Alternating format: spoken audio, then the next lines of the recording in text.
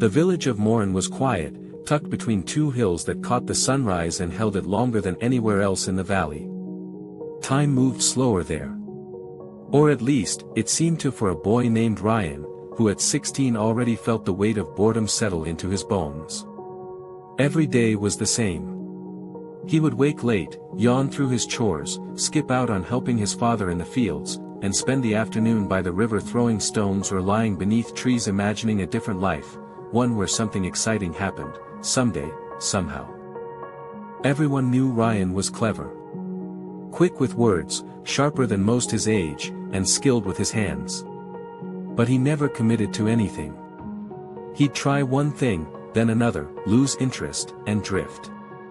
"I'm just waiting for the right moment," he'd say to anyone who asked. "Something big will come. I can feel it."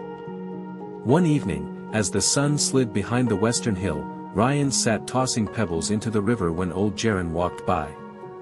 The elder, whose back was bent and whose face was a roadmap of years, stopped and watched the boy with a tired eye.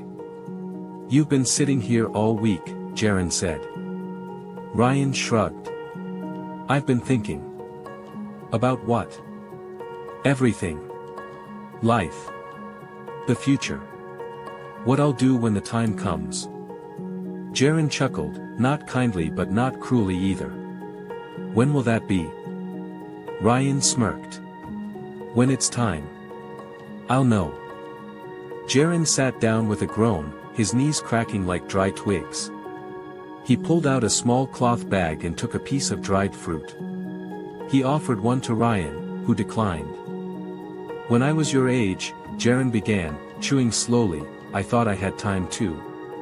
Plenty of it. I wanted to be a builder. Had ideas, big ones. Designs for towers and bridges and homes better than any we'd seen. But I didn't start. Not really. I waited." Rion looked sideways. "Why?" Jaren smiled without warmth. "I told myself I needed the right tools. The right team. The right moment. I waited for years. Tinkered, played around, showed off some sketches when people asked. But I never built the thing I wanted. I just kept thinking about it." "What happened?" Rion asked. "Life," Jaren said. "I married. Had children. Then there was the drought.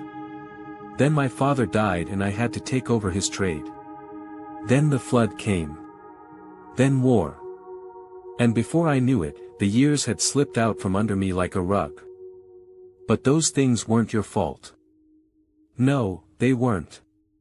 But what was my fault was believing I had the luxury to wait. I spent so long preparing to live that I forgot to live. I could have built something with what I had, where I was, even if it wasn't perfect. Even if it failed. Instead, I dreamed and delayed. Now all I have are sketches and regrets." Rion looked at his own hands, smooth and callus-free. "But I'm still young. I have time." Jaren's eyes narrowed. "That's the greatest lie we tell ourselves. You think you're waiting for the right moment, but the moment doesn't care. It comes and goes. It won't wait for you to be ready. It won't knock on your door. It passes by while you're skipping stones." There was silence then. The river moved past them, uncaring. A dragonfly hovered for a moment, then darted away. "I never told anyone this," Jaren said, standing slowly. "But I see myself in you.